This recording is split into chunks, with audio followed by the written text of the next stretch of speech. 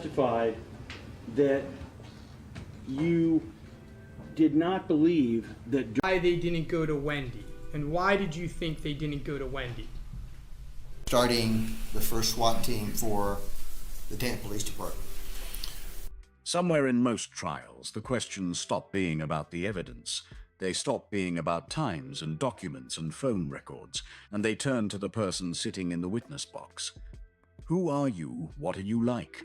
Why should anyone believe a word of this? For a prosecutor, that is a trap being set. For a defense lawyer, it is often the entire case. This video is 3 examples of that turn, including one man who was asked whether it would be reasonable to think he was lying, and simply agreed. Not a ranking, all real courtroom tape. We start in Los Angeles. This is one of the strangest answers you will hear in a courtroom. John Lewin asks Robert Durst whether it would be reasonable for a person listening to his responses to conclude that he is lying, and Durst says, overall, yes. He agrees with the proposition. He is on trial for murder, he is under oath, and he concedes that a reasonable listener would not believe him. Durst was convicted in September 2021 and sentenced to life without parole. He died the following January. is that correct? Yeah. Would you further agree, Mr. Durst, would it be reasonable, as you sit here, would it be reasonable for somebody, do you think, listening to those responses, would it be reasonable for them to say, gosh, you know what, I think Bob Durst is lying?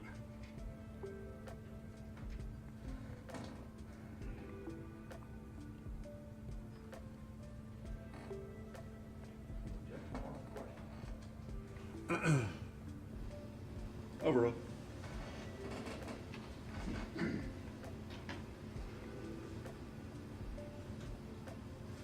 Yes. Now, Mr. Durst, you also testified that you did not believe that during the March 15, 2015 interview that you had with me and detectives in New Orleans, that you had discussed the issue with the food stamps. Do you remember testifying to this basically right before we had the lunch break? Do you recall that?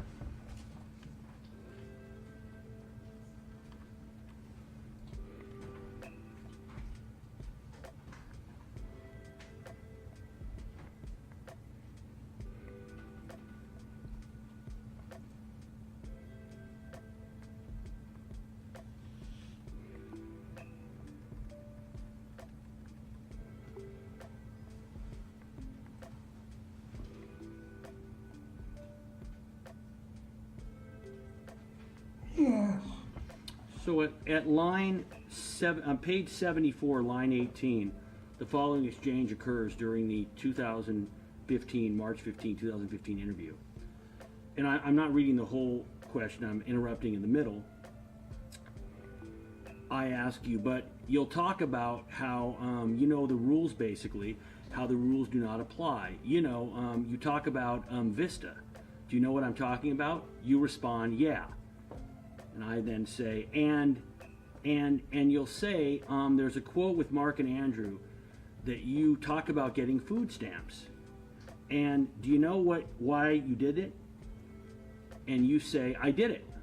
And I say, no, but why? What would, you had more money, you didn't need it. You say, oh, why I say I did it then?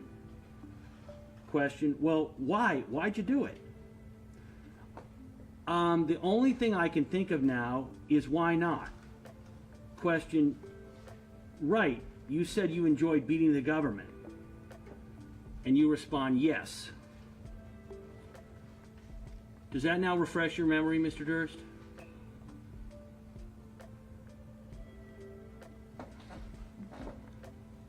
Yes.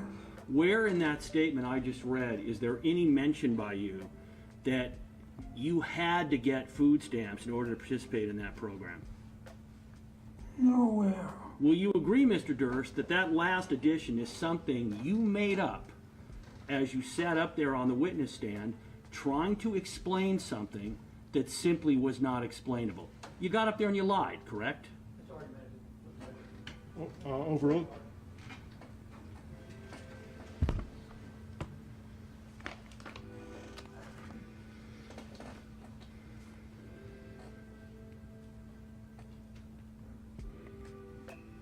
I did not lie. Then can you explain, Mr. Durst, why it is that you were asked 2 separate times about this incident? Both times agreed that the reason you did it was that you enjoyed beating the government, and that now you add a detail that you've never mentioned before. Can you explain that? If you can't, you can just say no. I have mentioned it before, not under oath and not to you, but I mentioned it numerous times to my wife, Debbie Charitan, to my friend Susie Giordano, and to the defense lawyers. Well, let's talk about Susie Giordano. At the time that she testified, you were well aware of this quote because it had been brought up at preliminary hearing. So you knew that that was a quote that had already been introduced at this trial. Is that correct? And it had also been an opening statement. Would you agree?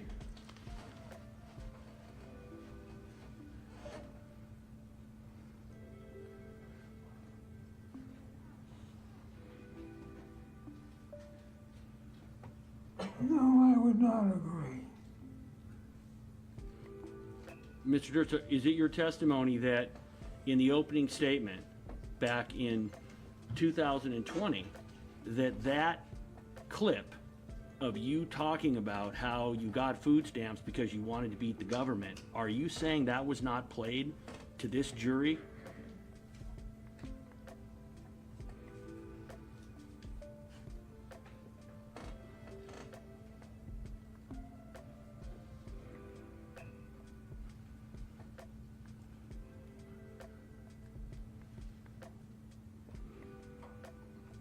I don't recall it being played. I want you to assume for a moment, Mr. Durst, that it was played. So I want you to assume that it was played. If it was played, can you think of a reason why you wouldn't have had your attorneys ask Ms. Giordano about it so she could provide the information you're now testifying to?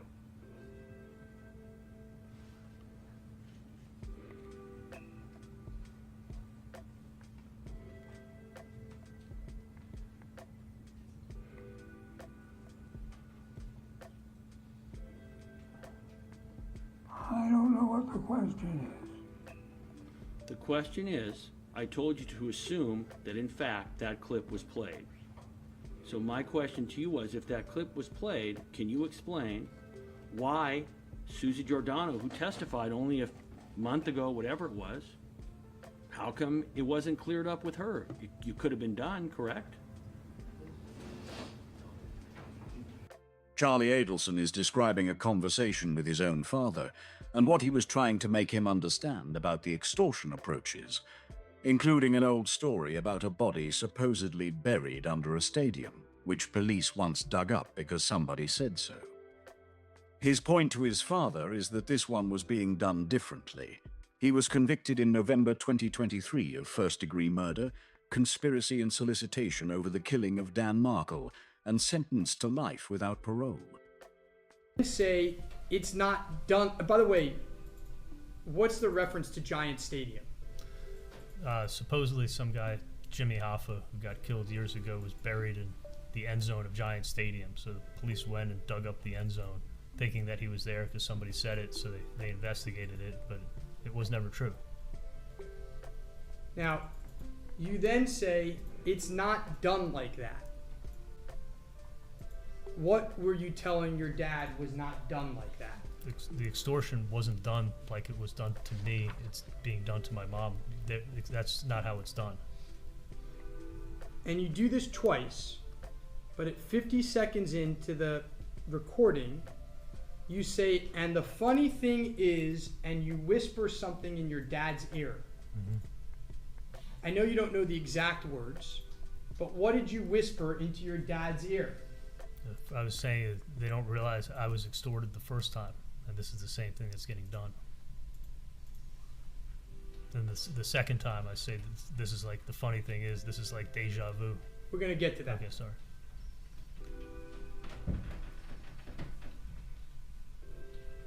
Then there is talk about why they didn't go to Wendy. And why did you think they didn't go to Wendy? I think they didn't go to Wendy because the police already spoke to her. And Harvey asks you if Katie agrees with you. Agrees with you about what? That it's the police. Throughout the video, you're seen repeatedly looking at the guy next to your dad. Yes. Why are you looking at him the second time? What piques your attention next? Well, the waitress came over, and the first thing he said to her is, "What kind of salads do you have here?" And she even just looked at him. I mean, it's like, it's a sushi bar. You come here to eat sushi, and it's not a place where you come in and you're like, "What kind of salads do you have here?" And then when I looked at him, he looked at me, and then he ordered his salad, and he ordered a California roll. So I was like, this guy really doesn't like sushi, and he's coming into a sushi restaurant at 9 o'clock at night by himself. He seems really odd. Now,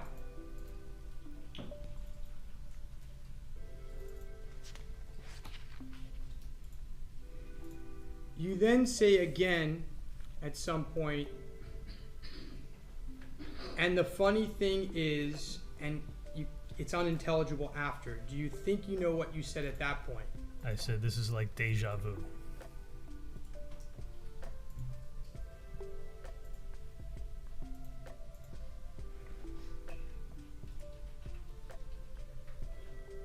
You're then eating, and you say to your dad, I think there's a recorder in the bag. Your dad asks whether they can do that, and you say they can with a warrant. Why did you think there was a recorder in the bag, and who did you think was sitting next to your dad? I mean, the way the guy ordered his food, I mean, he clearly doesn't like sushi, and he's sitting in a sushi restaurant, and then he's sitting there with this bag on a table next to our dinner plate. He's either the rudest guy ever, or could be a police officer, or I could be just completely wrong, and he is just a rude guy. And so what happens after, as Ms. Kappelman says, he was made? What happens after you realize that he is a police officer, or someone, you have suspicions that he's a police officer? Yeah, we no longer talk about the extortion. Why don't you talk about it? What would be the problem with the police knowing about the extortion, the first extortion? It's the same reason I didn't go to the police the night of July 18th, is that I was worried about my life, my family's life, and I bounced back and forth between should I go, should I not go, and every time I went through the pros and cons, I mean, it wasn't going to bring Dan back.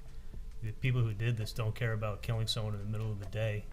I mean, there's not a question, especially sitting here and seeing Luis Rivera come in, and I know who Sigfredo Garcia is. I don't think these guys would have cared. I think they would have killed me. Now, after dinner, you leave the restaurant and you go in the parking lot, right? Yes. And you thought you were going to just go to your cars. Your dad walks you to your car first, and what happens? We're just talking, and he's asking me a few more questions, and then he asked me about who's Tato. Like, what's the story with him? Did Katie know who Tato is? And at that point in time, for the first time, did you tell your dad what you had learned in the car with Katie the day before? Yeah, I mean, at this point, I'm not holding anything back from my parents, and I told my dad that, yeah, Dad, Tato's a real person, and he's the head of the Latin Kings of Miami, and he's the one who killed Dan. When you tell your dad that, how does he react? He's like, look, you think it's the police, why not, maybe you're right, maybe you're wrong, let's just go to the police now. Don't you think that's the safest thing to do? And I said, absolutely not. I mean, these people are connected, they know other people out there. I didn't go to the police originally.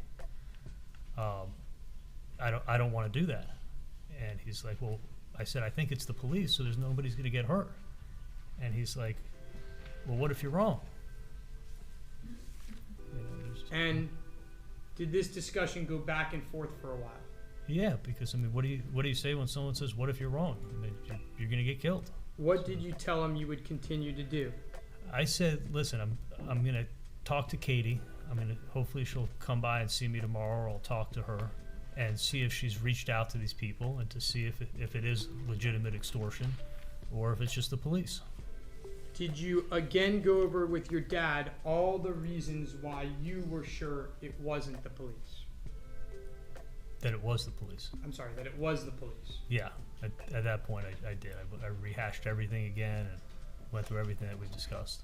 And at the end of leaving the restaurant, what did your dad agree?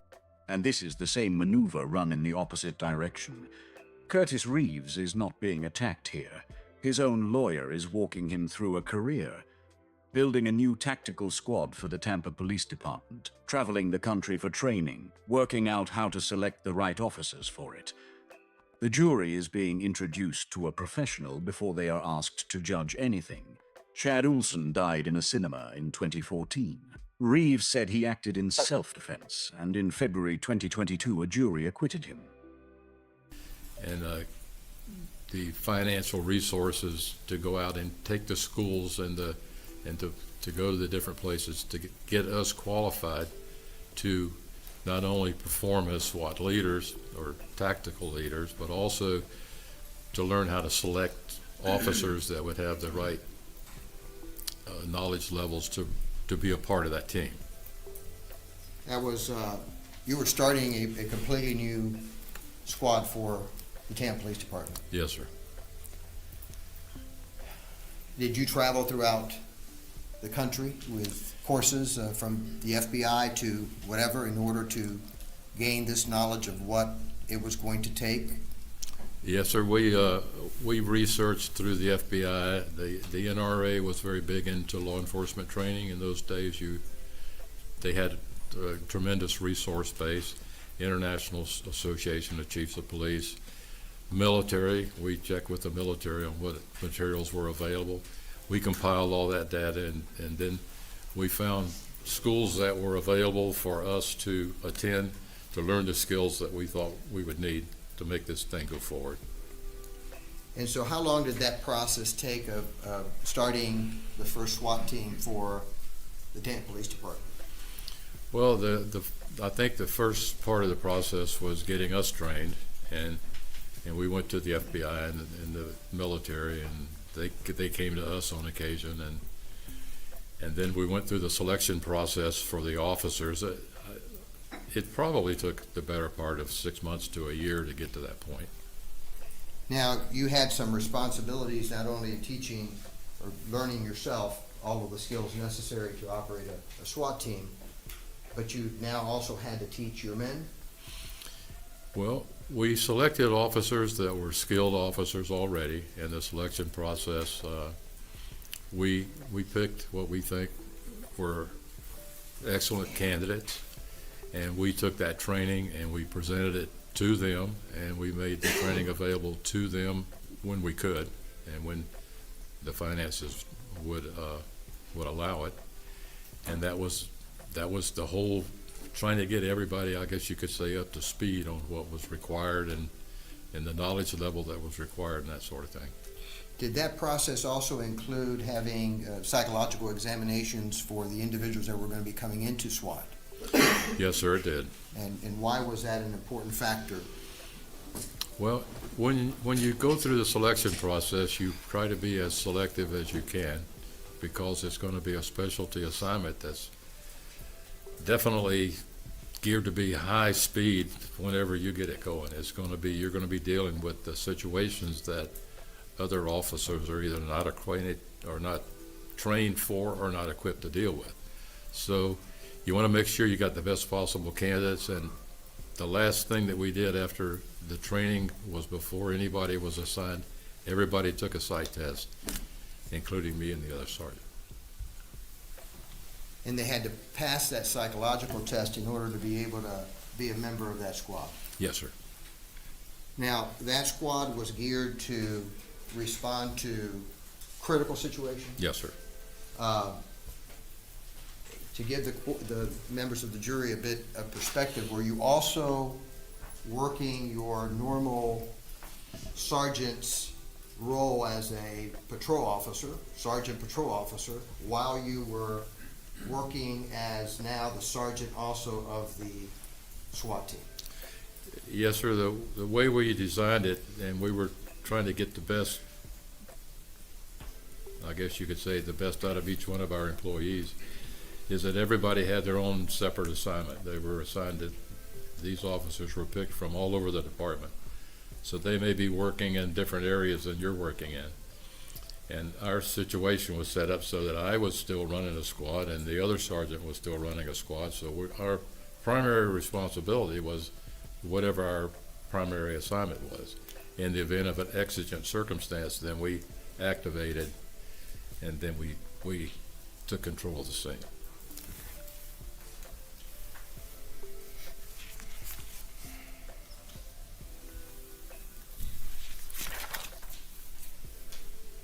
During that time, did you feel that there was a greater responsibility for you to keep your men safe?